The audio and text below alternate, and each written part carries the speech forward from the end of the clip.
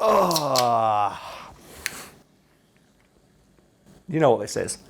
So, Brad, my wonderful co-host, would you like to, as per usual, explain today's topic for people who may be a bit confused by the title, because it is a bit of a mouthful today? Well, in a video that has either just gone up or will be going up next week, we make reference to the idea of somebody being more John McClane than John McClane. Yeah, and we kind of like that idea, because the idea of something so specific happening to someone over and over again is very funny to me. And obviously the atypical example is John fucking McClane, who says in the second of about 5 Die Hard movies, how can the same shit happen to the same guy twice?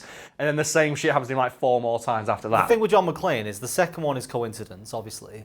Then the third one, someone targets him. Specifically. Fine. But the fourth one, he just turns up at some fucker's door and he's suddenly involved in this big conspiracy. And then he takes a helicopter out with a car. It's so dumb. He's supposed to, like, the point of the first movie is that he's just an ordinary dude caught in an extraordinary situation. And by the 4th movie, he's basically Hancock and he just can't die. Well, and the idea behind today's video is what character from fiction is more John McClane than John McClane, in the sense that the number of hyper-specific scenarios they found themselves in just borders on the unbelievable. And my go-to example is, and always will be, Samus fucking Aran from the Metroid series, because every single game starts with Samus losing all of her upgrades from the previous game. And they've tried to explain it away in, I think, Other M, where they say, oh, some of her upgrades are kind of dangerous and we don't authorise her to use them on certain missions because she's got bombs that can basically eradicate an entire space station. To which I say, she's a bounty hunter and doesn't have to listen to anybody, but whatever. But she doesn't even keep the beneficial upgrades like jumping kind of high or flying. It's so dumb. By the end of Super Metroid, you can run so fast you headbutt concrete to dust, jump forever, turn your body into a spinning disc of plasma death, fire 6 different kinds of laser that can do everything from pass through all matter to freeze things on contact, have bombs that can just eviscerate like 14 square miles of land, and have a beam called the Hyper Beam, which just fires a rainbow of sex energy that can destroy the most powerful enemy you've ever encountered up to that point in a few fucking shots. And in the next game, you don't have access to any of that because a man tells you you're not allowed to use it. It's so fucking bad. Like, Daddy Adam just says, I'm sorry, Samus, you're not authorised to use the freeze beam, the most useful weapon in your arsenal, because I said no. So I'm a freelance agent. I can do whatever the fuck I want. Who are you? Shut up. I hate that game. It's so bad. So to stop me getting annoyed and talking about that all day, what's an example that springs to mind for you? We briefly mentioned it, or will mention it in the other video. Either or. Is Solid Snake. No matter where he goes, there is a Metal Gear, and this is so prevalent in his bloodline that it also happens to his descendants. So not his clones, the one he was cloned from. Or even people pretending to be him. Spoilers for Metal Gear Solid 5. It's just, this man is just Metal Gear magnet. All that happens is, even the guy who uses code name gets attacked by 25 of them at once. It's so bad.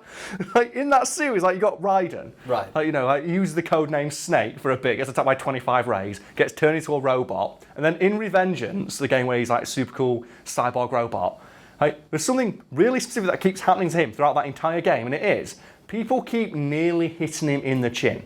I wasn't expecting something that specific. Yeah, it's like, honestly, you can put some clips in behind me, like, just like all the examples of Raiden, like, getting almost hit in the chin, which, like, concludes with, at the end of the game, the big bad punches you and you slide across the top of, guess what, a Metal Gear, which causes your chin to almost catch on fire. Why is everything, like, what have people got against Raiden's chin? Which is, like, a robotic part of his body that doesn't feel pain. I don't get it. Everyone just keeps wanting, just chin this motherfucker for no reason. I don't get it. It's funny how Raiden, as a human, survives through the entire Big Shell. Big Shell missions, yeah. But then as soon as he becomes a robot, suddenly people can't start cutting his limbs off.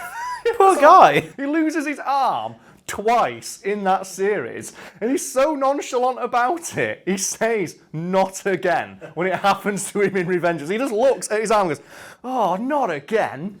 If anyone's not played Revengeance, just a good time to plug Karl's other channel, where Me and Brad are playing through it. But, and speaking of limbs getting cut off, we have to mention Star Wars, where it doesn't happen to a single character over and over again. It happens to every character in that universe. Like, Anakin Skywalker gets his hand cut off, and then he gets it cut off again as Darth Vader. So he has it cut off twice, and then his direct descendant, Luke Skywalker, also gets his hand cut off, which makes me think getting your hand cut off is a genetic trait in that universe. But then Luke Skywalker himself also cuts off someone else's hand. And then Anakin cuts off Samuel Jackson's hand. Yep. The guy in the bar gets his hand cut off. It's so tight. It makes me think, in that universe, one of the first things Jedis are taught to do is cut off your opponent's hand, which kind of makes sense when the primary weapon you're going to be fighting against is a laser sword that can cut off your hand.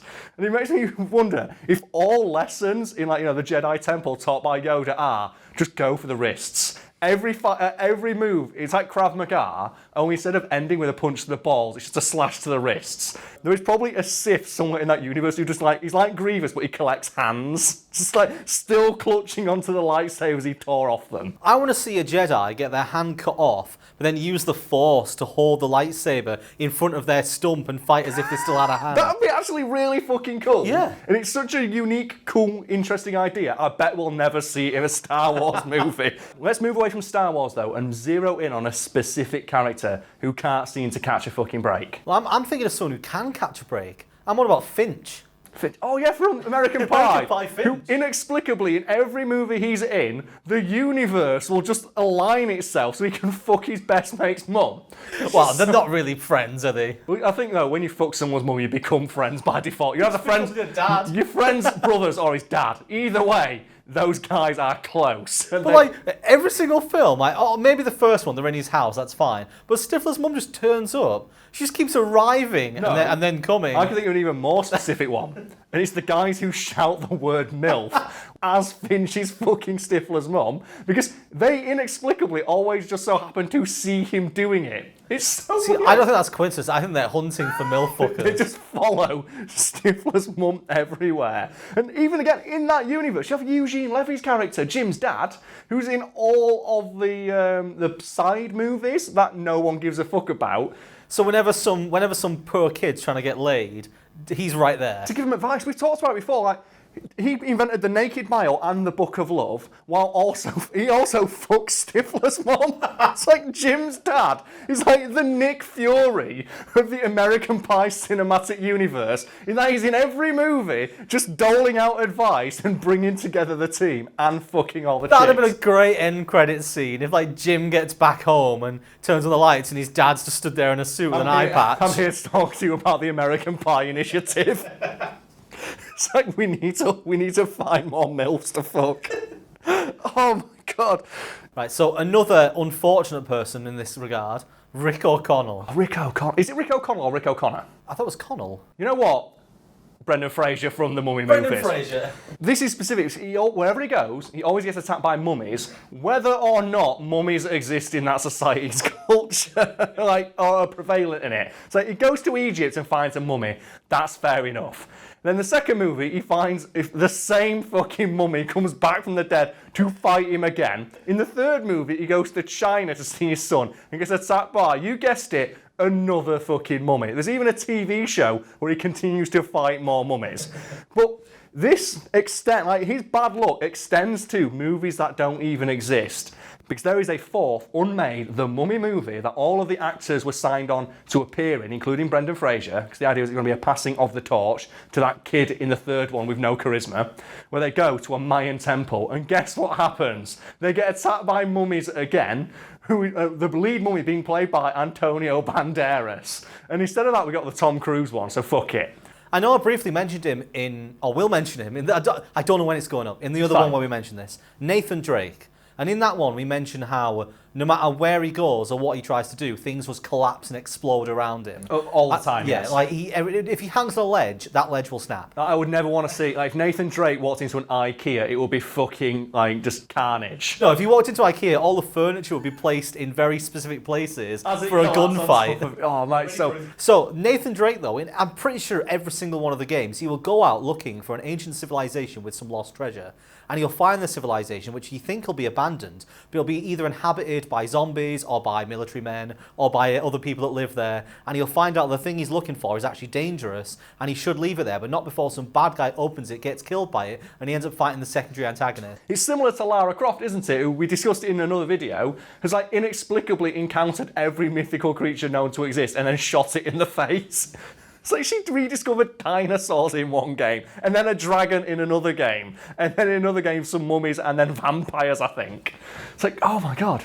I think, though, the granddaddy of this entire trope, apart from John McClane, Of course. gotta be Michael Scofield. Michael fucking Scofield from Prison Break, because no matter what that man does, he always gets sent to prison. Like his life revolves around going to prison and getting weird tattoos to escape from prison. Like there are 5 seasons of Prison Break and a movie, 3 of which take place inside a prison, to my knowledge. And then even when he's not in prison, he's talking about either breaking into somewhere or breaking out of somewhere. Like that man is so destined to escape from prison. The ending of the series, canonically, for a couple of years, was that he fucking dies. And then they retconned it and said he actually survived and went to another fucking prison that he had to escape from. But my theory is that he did actually die and then just escaped from whatever afterlife he ended up in and then got sent to prison again inexplicably. He Kratos'd his way out of the afterlife by just like doing whatever the fuck he needs to do. Arrived back on Earth like a naked and just covered in like ectoplasm, and then immediately got arrested again. Just imagine Lucifer walking into his cell, looking round for him, and he's gone. And there's a poster of a topless Dominic Purcell on the wall, and he peels it back, and it's hollowed away through. It's just hollow. He escapes like all 12 levels of like Dante's Inferno. You know what? There's an idea for a TV show there. That's what they should have done for season 5. You should, yeah. Michael Scofield escaping the afterlife. And you can just then you can put whatever dumb shit you want in it. You can explain it all by saying magic or some bollocks. But the idea of Michael Scofield just becoming Kratos from God of War and just collecting all of the mythical artifacts and just using them to escape. It's like you've got Michael Scofield who just those big dumb fucking lion gauntlets that Hercules wears in God of War 3, just punching Zeus. And instead of Teabag, you've got like another... No, Teabag's also in hell. Teabag's also in hell. And he's like Satan's right-hand man. Nisha, you need to edit this. You need to now put behind me a Photoshop of Michael Scofield wearing the Kratos gauntlets. It's like Michael Scofield's ancient Greek punch venture begins. Oh, and he's still be better than the 5th season, because fuck that fucking show. Oh, I've never seen a show simultaneously jump a shark while beating a horse. It's crazy. They beat the horse and fed it to the shark as they jumped over it, while also tripping over their own balls and shitting themselves. It's almost impressive. But yeah, let us know in the comments if there are any other more John McClane than John McClane fictional character out there, because we had loads of trouble trying to think of some. I can't get out of my head now, just Michael Scofield just escaping from hell. You know how in the first one he was meant to have like a crew of 4 and he just kept adding more and more people till they got to like the Fox River 8? Who do you reckon he's just there? And he's like, oh damn it, Mussolini's seen us carving this hole. And I think it'd be like God of War, where it'd be ancient Greek. A Brucey can come back. Because then you can get all the ancient Greek like gods and people who've been like condemned to ancient Greek hell. He just gets the gods on his side. It's just him teaming up with fucking Hercules. I like the idea of there being like the cameos of the people who died in the show, like a Brucey and Tweener all just turn up in hell. Oh, that'd be fucking good. Yeah. I don't know which one works. You know what? Let us know in the comment which one works better. Brad's idea, if it's all the people who died coming back, or mine, or he's just Kratos. Yeah, but the series starts with Lincoln killing himself to go get... He gets a message from his brother. Yeah, because then it's like a reversal of season 1. No, it's like Stranger Things. Really, like he sends the message like through some bullshit means that he jury rigs out of crap he finds around like in the afterlife. And then like Lincoln like just steps in front of a car, goes to hell, getting sent to hell prison. The end of the first episode will be Lincoln, Michael there, and... Lincoln's like, so do we have a plan to get out? No. He doesn't kill himself. What he does, he can be his man on the outside, the man in the real world. And he's got to talk to him through like priests and shit. And he's got to like send stuff back. Oh no, I need to get like this item. So he has to go and get he has to go kill somebody and go, okay, you're going to go back and give my brother this thing. And then he'll escape you from hell. What do I get out of it? Is some money. We found there's another bag of money buried somewhere that Michael found out of someone in hell or some shit. No, I love the idea that somebody will say to Michael, like, how are we getting out? Because Michael will be like, he'll have been tortured, he's covered in scars, and they say, how do we get out? Do you have the plans? And he goes, scars, yeah, he goes, I've got them on me, and he's got scarification across his body of the plans of hell, all so 9 good. circles all the way down. Oh, and he gets out, and he escapes. This video is no longer about John McClane. This is about Prison Break. The hell What season. should have been season 5. Escape, like the ultimate prison escape, death. And then the tagline would be, death is the ultimate prison. And Michael Scofield escaped. The only thing he can't escape from is his contract with Fox to keep making Prison Break seasons.